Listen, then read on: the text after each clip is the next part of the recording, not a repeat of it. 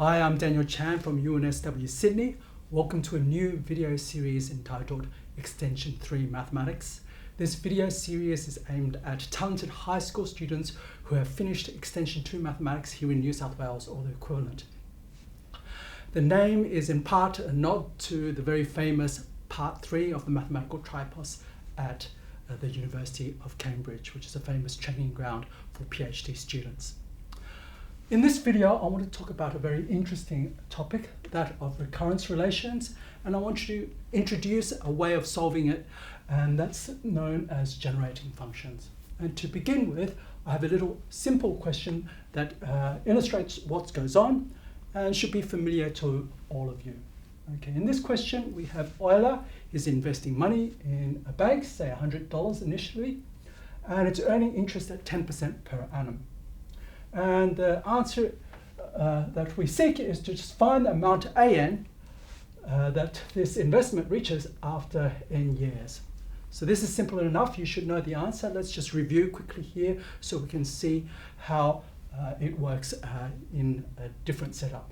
Okay, so this gives us a sequence of numbers, n ranges over all the natural numbers, 0, 1, 2, and so forth. And this forms a geometric progression. So a geometric progression means what?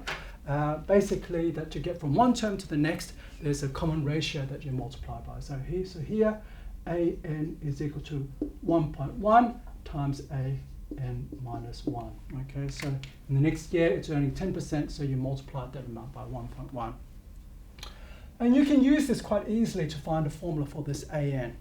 Okay, so how do you do that? So if you want to work out what an is, okay, you can use this here to write this as 1.1 times an minus 1. But this is true for all n greater than or equal to 1. So you can apply it to n minus 1 here instead of n.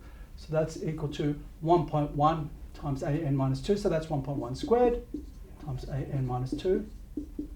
And so forth down the line until you reach a0, which is the starting amount, which is $100. Okay, so that's 1.1 to the power of n times 100. This relation here is something called a recurrence relation. And we'll see some other example of this later in this video. But it's basically a recurrence relation in the sense that it tells you how to get a later term from previous ones. And this is the usual way you learn the answer to this problem in high school. What I want to do is I want to introduce a different way of answering this question, which allows you to study other questions and more complicated recurrence relations. And that's using the notion of a generating function. Suppose now you have any sequence of complex numbers. What we're going to do is we're going to form something called the generating function. And what it is basically it's the following function. You start with something which looks like a polynomial. The first constant term is just a0. The coefficient of x is just a1. And then you go add a2x squared. And you go ad infinitum like that.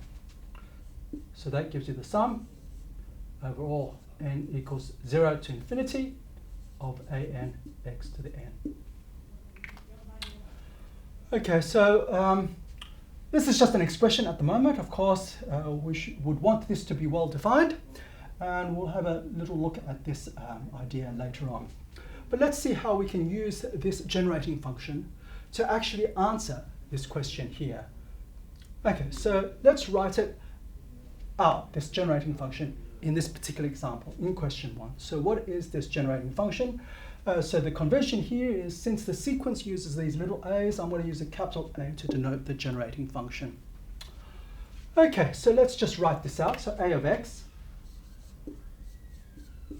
is equal to, well, a0, that's the first term is 100. And actually, we all know all the terms, but let's suppose we don't know what all the terms are because we want to give a second answer that doesn't depend on this one here. Okay, so the next term will be a1, and so forth. So that's the first equation we have. And we're just writing down the definition here at the moment. The next thing I want to do is somehow I want to use this recurrence relation here.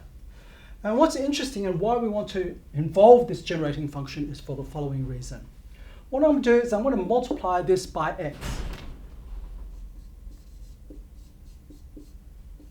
Okay, and that's going to give me a second equation. So let's have a look at this second equation. So basically, I multiply this by x, I get 100x.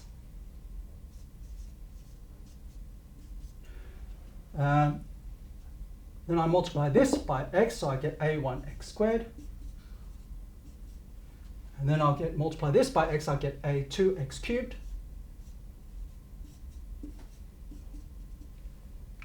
Okay, so that's all very well and fine. And now what is the next step? What we're going to do is we're going to take this equation and I'm going to subtract 1.1 times the second equation.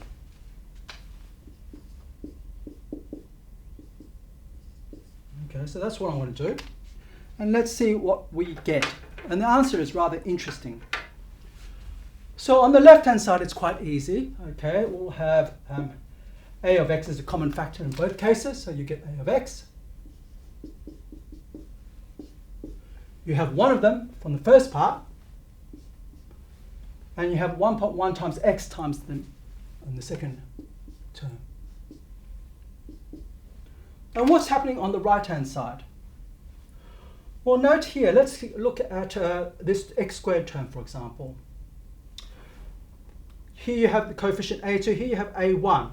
So this is the next term in the sequence, so this is 1.1 times that one. So if we do this one minus 1.1 times that one, we get 0. Similarly, the x cubed term here is a3. So if you do 1.1 times this one, subtract it from this one, you get 0.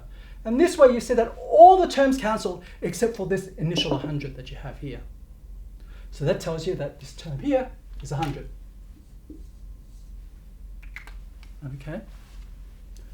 So now we've used the recurrence relation to tell us something about a of x, this generating function. This generating function now satisfies this equation, and now we can just solve this equation. So let's solve it.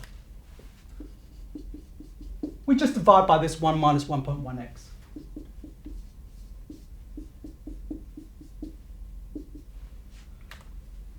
Now, of course, what do we want to do? Okay, if we want to get the answer, which is the sequence of ANs, we want to know what the coefficients of this function are when you write it out in this form. And what do we note here? We note that this is the answer that you get for the sum of an infinite GP. Okay, and what is that GP? It has common ratio of 1.1 and initial term 100.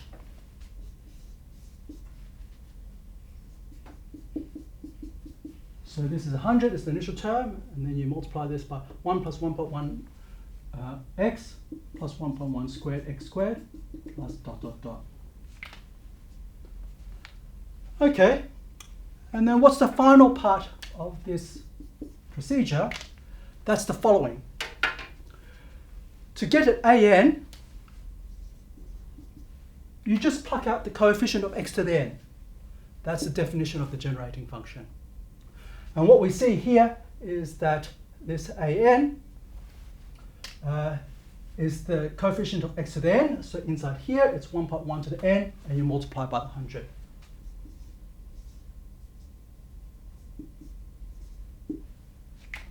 And that's how you arrive at the answer using this technique of generating functions. Just some things to note here. Of course, one issue we did not touch when we were computing and playing around with these series is convergence. But it turns out that, of course, if you think about this, for small values of x, okay, this will actually converge. Okay, and so you have equality of functions for small values of x here. And this gives you the same answer as we did here. Let's now look at a more complicated example. And this one gives rise to the very famous Fibonacci numbers. And perhaps one way to think about where this sequence might come from is to imagine the sequence AN as being the population of immortal viruses on day N. Okay, so this is perhaps a bit of a idealized situation. So let's state mathematically what we want to have a look at in this question. So we'll start off with the population A0. So that's on day 0 at being 1, and let's suppose there's no change from day 0 to day 1. Okay. But after that, this population grows. And how is it going to grow? We'll assume that it grows in this manner, okay? And I guess the idea behind this is that on day n, firstly, there were all the viruses that you had on the previous day, so that's giving you a n minus 1. And let's suppose the ones which are at least 1 day old can reproduce, and they'll produce an extra one. So to that, you have to add in a n minus 2. And this is a new type of recurrence relation, okay? And this is something that we want to solve to find the sequence. Okay, so just as in the previous case, once you know the values of A0 and A1, from this you can work out what is A2. A2 is just going to be A1 plus A0, so that's 2. And then once you have A1 and A2, you can work out A3. A3 is going to be A2 plus A1, and so forth. So you can, in each step, iterate and work out what all the terms are. But suppose you want to work out what all the terms are in one go and have some sort of closed formula for it. And this is where the concept of generating functions can be very, very useful. So let's use the concept of generating functions to see how we can answer this question in an interesting way. Okay, so what's the generating function again? So in this case, a of x is going to be, you just put these numbers in the sequence as the coefficients of this infinite series like this, an infinite polynomial if you like. So there's A0 and A1 are 1, so they're the coefficients giving you the constant, x to the 0 and x. And then A2, A3, they're the ones that are not explicitly given to us, but you can work out using the recursion relation. We're going to apply the same trick as we did before, and the key point here is that multiplying this by x sort of corresponds to shifting in the sequence. So let's have a look at x times a of x. Okay, so this is equation 1. Let's look at x times a of x. So what's that equal to? So you multiply this by x to get your x. You multiply the next term by x to get your x squared. And then you have a2x cubed, and so forth. And then in this case, unlike before, so here you have A3 and A2, but the recurrence relation uses 3 consecutive terms, okay? It's a relation between 3 consecutive terms, so we're going to also have to multiply a of x by x squared. Let's do that now. So x squared times a of x is equal to,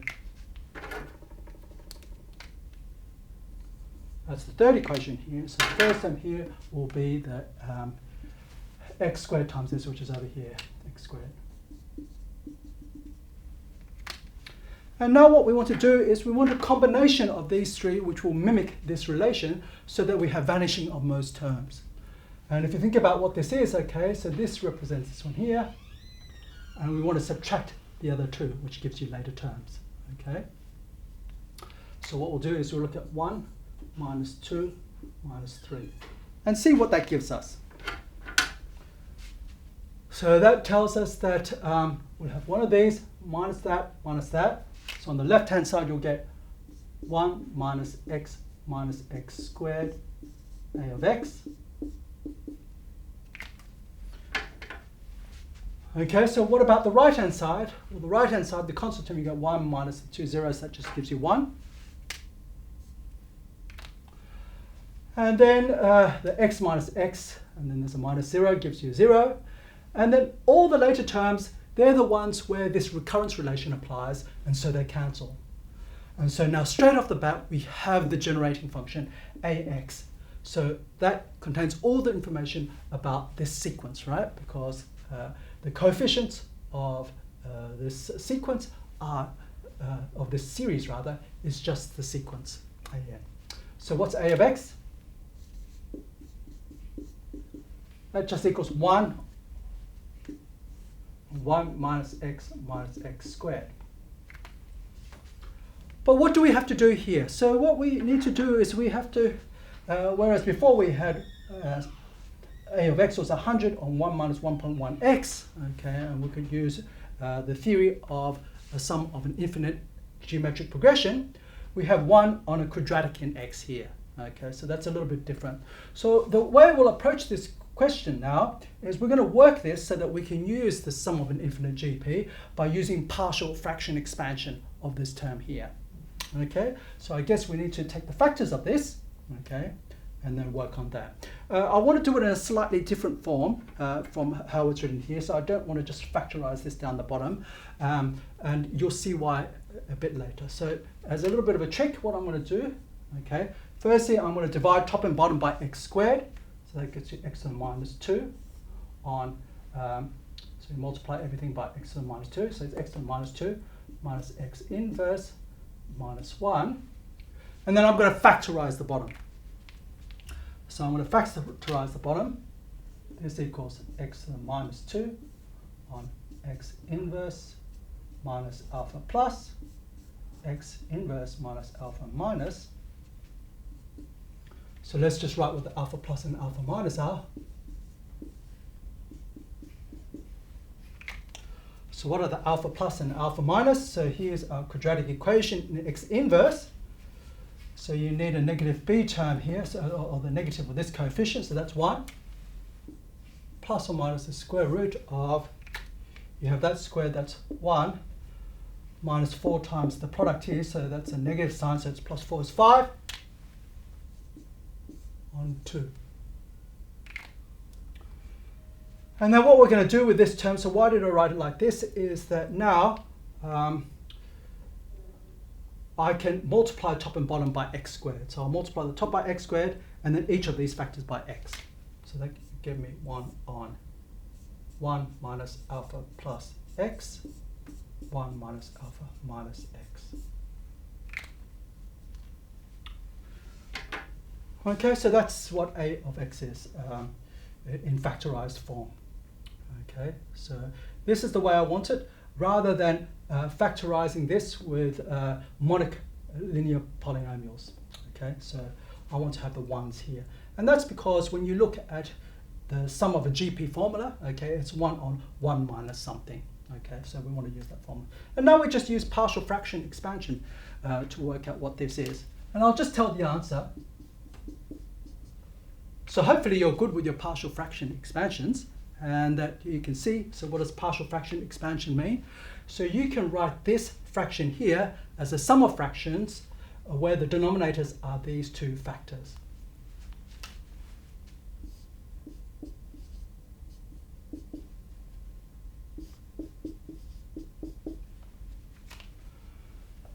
So this is something that's always possible, given that these two factors are distinct. And you just have to work out what are the constants that go up the top here. And there are various ways you can do it. You can use the Heaviside cover-up method, for example. Whatever it is, I'll just give you the answer. It's a good exercise for you to check this. And the answer is, for the numerator here, you can put alpha plus over root 5. And for the numerator here, you can have negative, so I'll put minus here, alpha minus over root 5.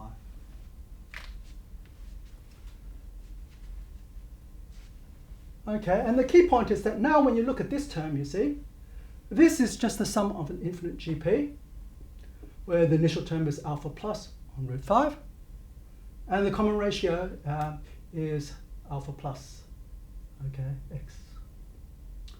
And here you have the same thing, except for now the initial term is alpha minus on root 5, and the common ratio is alpha minus x. And so we can peel off what is the coefficient and what is the answer that you get here. So here we'll have the initial term, which is alpha plus over root 5. So let me do the one on root 5 here first. And then where does x to the n occur? So you look at the nth power of this common ratio, so that's alpha plus to the n, times this alpha plus, that's alpha plus to the n plus 1, so alpha plus is 1 plus root 5 on t, and now that's to the n plus 1. And that gives you the coefficient of x to the n coming from this term here. There's also a coefficient of x to n coming from this term here. Let's see what that is. It's the same, but you change the pluses to minuses.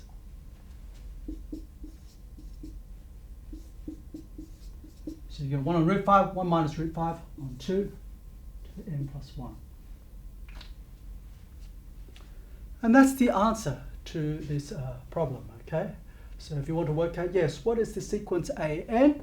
Okay, it's 1 on root 5 times the n plus first power of 1 plus root 5 on root 2 minus 1 on root 5 times 1 minus root 5 on 2 to the power of n plus 1. And this is a wonderful example of using this method of generating functions to find the answer to this recurrence relation. And what's really interesting about this answer here, of course, is that when you look at this recurrence relation, you start off with integers. So to get the next term, you're always just adding integers together. And by induction, you see that the sequence is a sequence of integers. When you look at this, it's not so obvious that you get integers from this, but you actually do.